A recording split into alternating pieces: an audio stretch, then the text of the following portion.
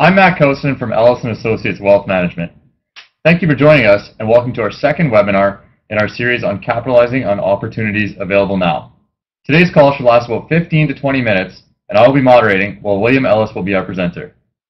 Please type any questions you have in the chat box during the session and we will address them in the time allotted at the end. The webinar is being recorded and we will send you a link afterwards so you can view anything you miss or to pass it along to someone who might benefit from listening. We will also post it on our website where you can view it anytime. You can also view our previous webinar episodes on our website in our content library. Our webinar today has 4 sections. The first is a look at corporate profits and the opportunity to invest now. The second answers the question of what if corporate profit growth rates fall. The third looks at how this may affect your portfolio. And finally, in the 4th section, William suggests how we can anticipate and prepare for the future. William, we took a look at this slide in our last webinar, Imagining a Different Future. But can you elaborate with respect to corporate profits in relation to dividend-paying companies in our portfolio? Sure. Based on 4 factors shown in the slide here, the current prices of businesses in our portfolio, the earnings generated, the proportion of earnings paid out as dividends, and finally, based on the expected growth rates, based on all these 4 things, we come up with what we call the estimated market yields for our dividend portfolio shown in this slide. And this summarizes what we believe the long-term investment opportunity of the dividend portfolio provides to investors. If you invest in our dividend portfolio right now, you earn a 4% dividend yield.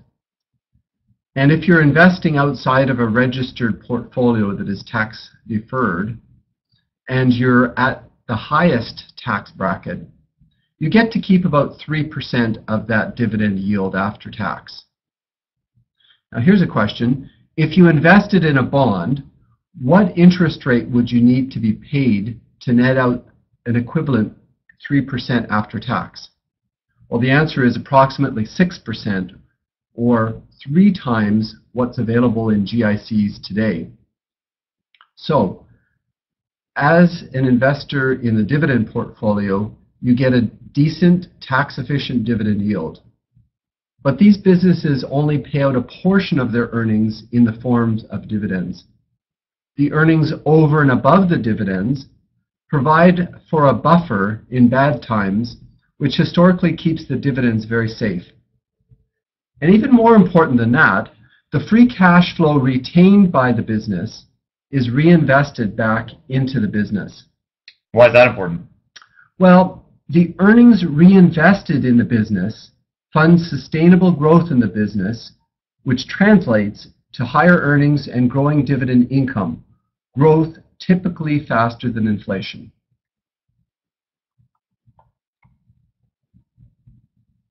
You may also recognize this slide from our last webinar, but this time we have highlighted corporate profits as being outside of our control. Can you add to this one?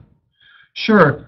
There are a lot of things outside of our control shown here, such as the economy, tax law, inflation rates, interest rates, corporate profits. Although these things are outside our control, what we like to do is anticipate and prepare. And we're focusing on corporate profits in today's webinar, addressing the question, with the economy being sluggish, what if corporate profit growth rates fall? So William, how would you answer that? What if corporate profit growth rates do fall? Well, we've already seen an impact. If we look back to 2010, 11, and 12, dividend increases are now growing at a slower rate. For 2010, 11, and 12, dividends increased by about 7 to 9% a year, whereas in 2013, we are currently seeing dividends being increased by 6% versus the prior year. So we're also seeing another interesting change of more frequent dividend increases. Instead of increasing dividends once a year, some of the businesses in our portfolio are increasing twice a year. Smaller increases for sure, but more frequent. And what does this slide illustrate? Well, this is an illustration of dividend income increasing by 6% a year over the next 20 years in comparison to inflation growing by 3% a year. The takeaway is that if dividend income increases by 6% a year, in the 20th year, the dividend income will increase from $40,000 a year in year one up to $120,000. And if we compare that to inflation growing at, in this case, 3% a year, you're greatly outpacing inflation. Now, no one knows how fast dividends will grow in any one year, but over the next 20 years, dividends could grow by 6% a year. And this is a similar slide, but what does this one illustrate? Well, it illustrates the same thing as the last slide, except in this slide we've changed one thing. Instead of using a 6% growth rate for the dividend income, we're using 4%. We've kept the same inflation rate of 3%.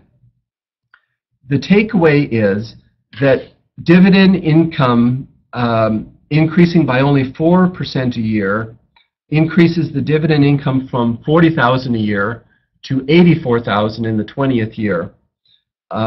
You know, much more modest income versus the $120,000 in the other illustration, but still outpacing inflation. Now, we think that the previous slide, which illustrated dividends growing by 6% a year, is more likely. But this slide illustrates what if. What if growth rates over an extended period of time were to slow to 4%? Sure, investors would be meaningfully less well off, but they will still be able to keep ahead of inflation and grow their capital, in our opinion. And finally, William, how do we work to anticipate and prepare for a change in corporate profits? Well, we're always looking at the value we get for each dollar of invested capital. And one way to measure that is to calculate the number of dollars it takes to buy a dollar of income.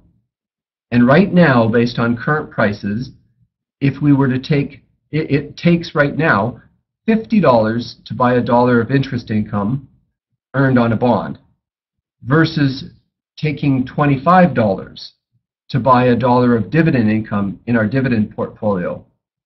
So, as an owner of these businesses, you get a decent dividend yield, but that's not all. How safe is the current yield? Well, that's a good question.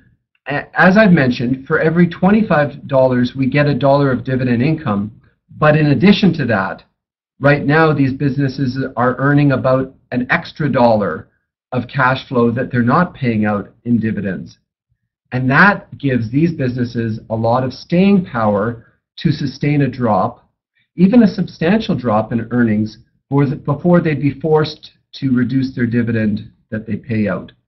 So, although we don't expect a drop in corporate profits, we are preparing for that by owning businesses that could continue to pay out their dividends even if profits were to drop 30, 40, or 50%.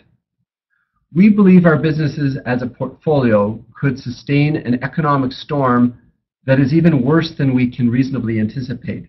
So Matt, I would say that the current yield is safe.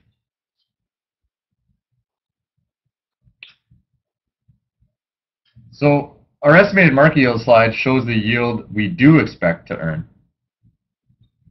Yes, and you'll note on the bottom two asset classes, the dividend, Canadian dividends, and the growth portfolio, that there are generous estimated market yields, and also it highlights the growth rates there, 5 to 7% for the dividend portfolio and 7 to 9% for the growth portfolio, healthy estimated growth rates.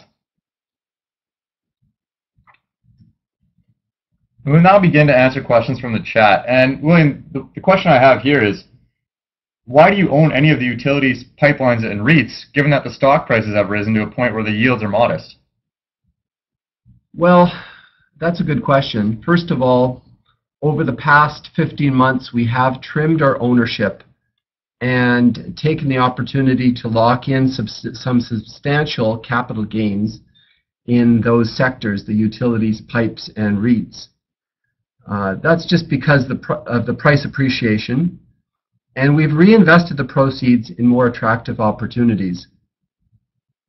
And I suppose if we were forced to make an all or nothing decision, at this point and at these prices, we would avoid those sectors, the utilities, the pipes, and the REITs altogether, given we believe that the combination of the estimated market yields and the growth prospects are more attractive elsewhere. However, there are a number of reasons why we won't make an all or nothing bet. First and foremost is that we're diversified by sector and company, and we will remain so.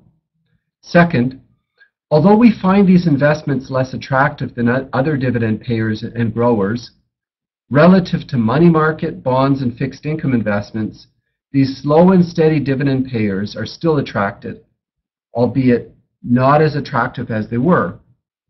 And finally, we don't have a crystal ball. We expect higher inflation and decent, albeit subdued, earnings growth in the future. But if we're wrong, if the economy and earnings are very sluggish and we face deflation rather than inflation, then the utilities, the pipes, and the REITs are expected to continue their slow and steady growth and serve as an anchor to the portfolio. And so I guess, Matt, we're prepared to give up some of the expected additional returns if the business conditions improve. And we get in exchange for doing that, we get what we perceive as a relative safety of these three sectors in case business environment deteriorates. Thanks, William. And if there's no more questions, thank you for joining us today. And if you'd like to discuss today's webinar further, please feel free to contact us at 416-969-3190. Thank you, and I will now end today's session.